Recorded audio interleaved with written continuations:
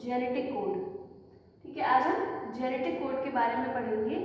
इससे पहले हम लोग ट्रांसक्रिप्शन के बारे में डिस्कस कर चुके हैं। उसमें हम लोगों ने पढ़ा था कि किस तरह से डीएनए से एमआरएनए बनता है। अब जो सेकेंड स्टेप है आरएनए से प्रोटीन बनने का, तो उसके पहले हमें जेनेटिक कोड को पढ़ना है। देखिए, जब प्रोटीन सिंथेसिस की जो प्रोसेस थी उसकी बात आई, तो प्रोटीन सिंथेसिस ये आवश्यकता महसूस की जाने लगी कि आखिर ऐसी कौन सी चीज़ है जिसकी वजह से ये प्रोटीन का निर्माण हो रहा है। ठीक है, तो इस जेनेटिक कोड की जो इनडायरेक्टली अगर हम कहें तो जेनेटिक कोड की आवश्यकता को महसूस किया जाने लगा। तो कुछ साइंटिस्ट थे जैसे ओकोवा, नीरेकर, खुराना और जीएच मथाई।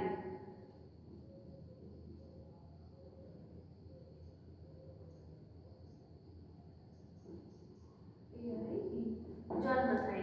ठीक है, तो ये कुछ साइंटिस्ट थे, इन्होंने क्या किया, मिलकर इसकी पता लगाने की कोशिश की। इसमें योगदान है इन सभी का, ये सब सारे क्या है, नोबेल पुरस्कार विजेता हैं।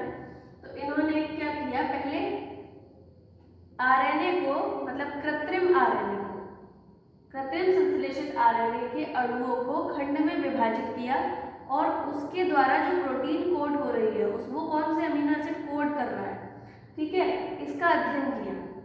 ठीक है, तो ये जो जेनेटिक कोड्स है, पहले ये माना गया कि देखिए जो न्यूक्लियोटाइड मोनोमर्स होते हैं, न्यूक्लियोटाइड मोनोमर्स का मतलब जब जैसे जिससे मिलकर पॉलीन्यूक्लियोटाइड चेन बनी होती है। ठीक है, तो पॉलीन्यूक्लियोटाइड एक मोनोमर में क्या क्या होता है, राइबोस शुगर, ठीक है, राइबोस शुगर होती है, फॉस्फेट अणु होता है और नाइट्रोजनस बेस होता है। ये मिलकर तीन चीजें मिलकर एक क्या बनाते हैं, न्यूक्लियोटाइड मोनोमर बनाते हैं। तो अगर ये देखा जाए, जैसे कितने अमीनो एसिड की जरूरत है, 20 प्रकार के, 20 टाइप्स। ठीक है,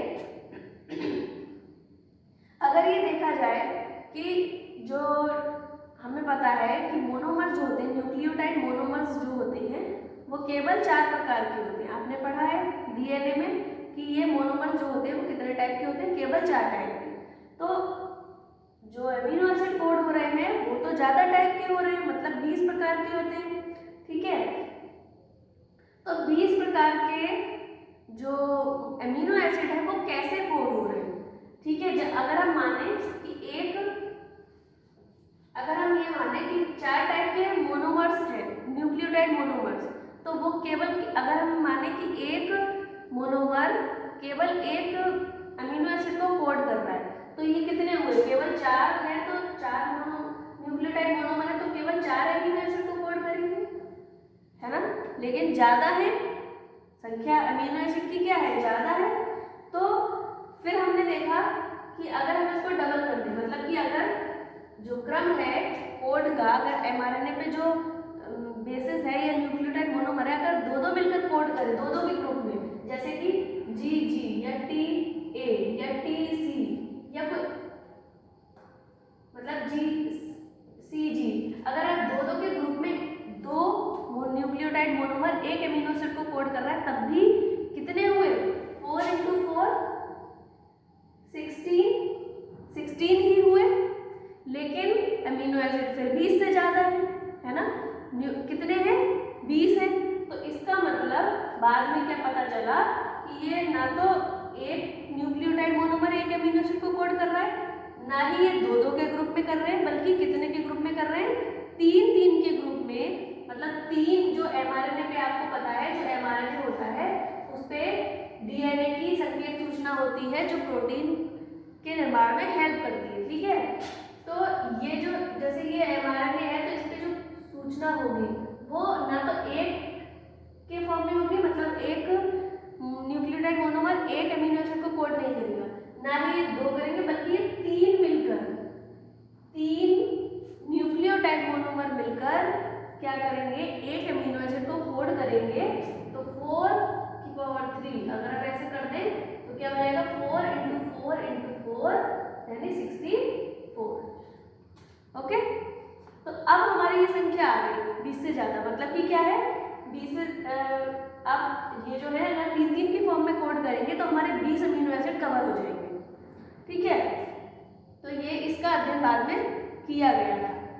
तो इसी तरीके से ये एक जेनेटिक कोड का चार्ट है जिसमें अमीनो एसिड दिए गए कि बहुत प्रकार के जो कुछ अमीनो एसिड ऐसे होते हैं जो केवल सिंगल होते हैं, मतलब एक कोड के द्वारा कोड होते हैं, जैसे कि ये ट्रिप्टोफैन, ये केवल एक ही सिंगल है UGG जो केवल ट्रिप्टोफैन को कोड करता है, ट्रिप्टोफैन अमीनो एसिड को कोड करता है, और एक मेथियोनिन AUG। ठीक है, ये केवल सिंगल कोड है जो कि केवल एक अमीनो एसिड को कोड करते हैं, बाकी सारे अमीनो एसिड को एक से ज़्यादा कोड भी, मतलब एक से ज़्यादा कोड जो होते हैं वो अमीनो एसिड को कोड करते हैं। ठीक है, जैसे कि देखिए U ये इस तरीके से चार्ट बनाना है हमें, ये आप UCG ऊपर फर्स्ट बेस लिख देंगे, सेकंड बेस और थर्ड बेस, इस तरीके से U और U मिलकर ये बना लेंगे, फिर UUC UUA, इस तरीके से यहाँ पर लिखते चले जाएंगे UUG। ठीक है, फिर CUU CUC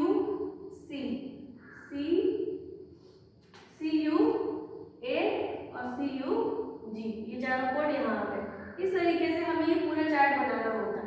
ठीक है, तो एक अमीन ऐसा केवल इसमें इस चार्ट में केवल 2 अमीनो एसिड ऐसे होते हैं जो केवल, मतलब 2 कोड ऐसे होते हैं जो केवल एक अमीनो एसिड कोड करते हैं, बाकी सारे एक से ज़्यादा को कोड करते हैं।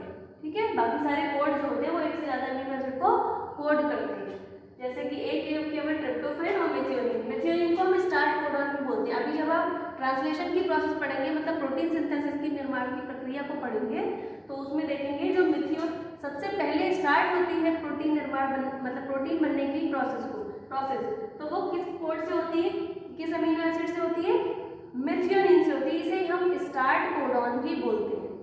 ठीक है, इसके अलावा 3 कोडॉन ऐसे होते हैं जहाँ पर जिन कोड के आते ही जो प्रोटीन निर्माण की प्रक्रिया है वो समाप्त हो जाती है, वो क्या कहलाते हैं, स्टॉप कोडॉन। ठीक है, जो 3 होते हैं UAA UAG और एक है UGA, ये 3 कोडॉन ऐसे होते हैं जो स्टॉप कोडॉन कहलाते हैं, और mRNA पे जब ये वाले कोडॉन आ जाते हैं तब जो प्रोटीन निर्माण की प्रक्रिया है वो समाप्त हो जाती है।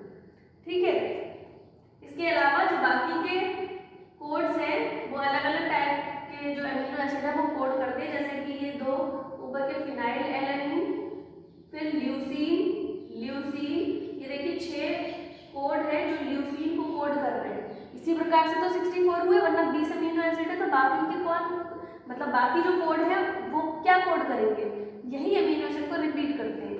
मतलब जैसे कि ये 2 है, ये 2 कोड है, ये भी ल्यूसीन को कोड करेंगे, ये चारों कोड भी ल्यूसीन अमीनो एसिड को कोड करेंगे।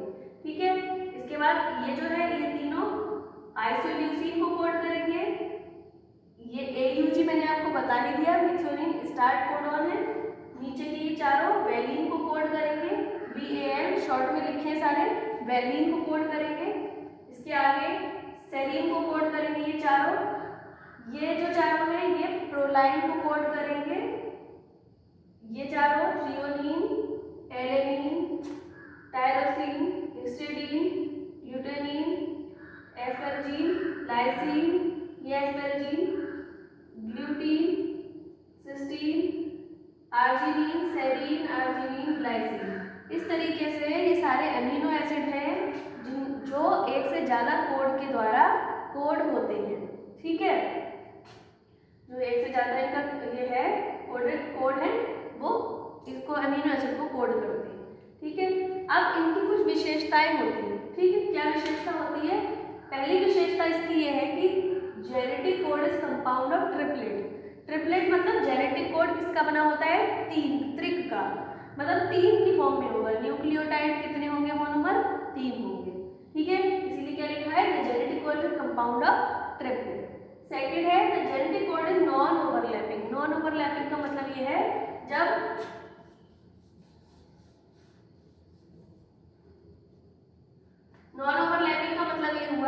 कि जब जैसे कि mRNA है, मैंने आपको इससे पहले भी बताया था कि ये इसमें कोड होते हैं, बेसिस होते हैं।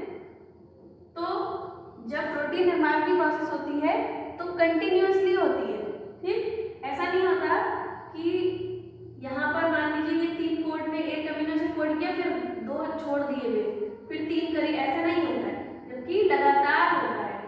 ये 3, फिर इसके आगे के 3, फिर इसके आगे के 3, फिर इसके आगे के 3, इस तरीके से continuously protein chain, polypeptide chain बनती रहती है, ठीक है। तो ये जो है नॉन ओवरलैपिंग नहीं होते, मतलब कि जैसे ये ऐसा नहीं होगा कि ये mRNA है, इस पे ये इतने ये मोनोमर्स हैं, बेसिस हैं, तो ऐसा नहीं होगा ये फर्स्ट 3 ने एक अमीनो एसिड कोड किया, उसके बाद इसका एक बेस लेकर फिर आगे के 3 अमीनो एसिड मतलब क्रम बन जाए, ऐसा नहीं होता, ठीक है। बल्कि कंटिन्यूअसली आगे के ही 3 लिए जाएंगे, ऐसा नहीं होगा एक पहले का ले लो और आगे के 2 न्यूक्लियोटाइड बेस ले लो, ऐसा नहीं होता, ठीक है। तो इसको बोलते हैं नॉन ओवरलैपिंग, किसी कोई ओवरलैप नहीं करेगा, ठीक है। थर्ड है genetic code is comma free. Comma free का मतलब यही है, कोई स्पेस नहीं होता बीच में, कोई एक्स्ट्रा पार्ट नहीं होता जो छोड़ दिया जाए, कोई बेस नहीं होता, कोई मोनोमर नहीं होता जो छोड़कर फिर आगे के 3 लिए जाए, तो इसीलिए क्या कहते हैं इसे, कोई कॉमा फ्री होता है, ठीक है। अगला है the genetic code is degenerate. Degenerate का मतलब यही हुआ, जैसे मैंने बताया, केवल विकृत होता है। विकृत का मतलब जैसे कि एक कोड, केवल इस पूरे जेनेटिक इतने कोड्स है, इनमें केवल दो मतलब जो एक ट्रिप्टोफैन और एक मिथियोनिन, ये केवल सिंगल को कोड करते हैं, सिंगल अमीनो एसिड को कोड करते हैं, बाकी सब इससे ज़्यादा को कोड करते हैं। मतलब कि किसी अमीनो एसिड के लिए या तो 2 होंगे या 4 होंगे, 6 होंगे कोड्स, जो कि एक से ज़्यादा अमीनो, मतलब एक अमीनो एसिड केवल ट्रिप्टोफैन और मिथियोनिन, एक 2 अमीनो एसिड ऐसे हैं जिनको केवल एक कोड ही कोड करता है, बाकी जैसे फिनाइलएलानाइन है, इसको 2 कोड कर रहे हैं, 2 जेनेटिक कोड इस एक अमीनो एसिड को बनाएंगे। फिर ल्यूसीन और ल्यूसीन ये क्या है, ये 6 कोड ऐसे हैं जो ल्यूसीन को कोड करेंगे। इस तरीके से ये क्या कहते हैं, इस प्रोसेस को डीजेनरेट है। जेनेटिक कोड क्या है, डीजेनरेट है, विकृत है। अगला है genetic code is ordered. Ordered का मतलब भी वही हुआ कि कंटिन्यूअसली क्रम में होते हैं, बीच में कोई, इसीलिए जब ट्रांसक्रिप्शन की प्रोसेस जब मैंने आपको पढ़ाई थी उसमें मैंने आपको बताया था कि ये जो है वो कंटिन्यूअसली रीड करता है, mRNA को कंटिन्यूअसली रीड करता है, ठीक है। उसके बाद जो मतलब प्रोटीन सिंथेसिस होती है वो कंटिन्यूअसली बनती है, ऐसा नहीं बीच में रुक के 2 बेसेस छोड़ दिए, मोनोमर्स छोड़ दिए, ऐसा नहीं। अगला है the genetic code contain start and stop codon. बता दिया मैंने, स्टार्ट कोडॉन मिथियोनिन कहलाता है और स्टॉप कोडॉन ये 3 होते हैं, UAA, UAG और UGA, ठीक है। अगला है the genetic code is nearly universal, मतलब जितने भी कोड होते हैं ये नियरली यूनिवर्सल, सभी जीव जातियों में एक जैसे ही होते हैं। इससे पता चलता है कि जितने भी प्रजातियां हैं वो एक ही वंशावली से हैं, ठीक है। तो ये था जेनेटिक कोड और जेनेटिक कोड की विशेषताएं। अब इसके बाद हम नेक्स्ट टॉपिक में ट्रांसलेशन को डिस्कस करेंगे, प्रोटीन सिंथेसिस को डिस्कस करेंगे। इस वीडियो में हम इतना ही पढ़ेंगे। Thank you so much.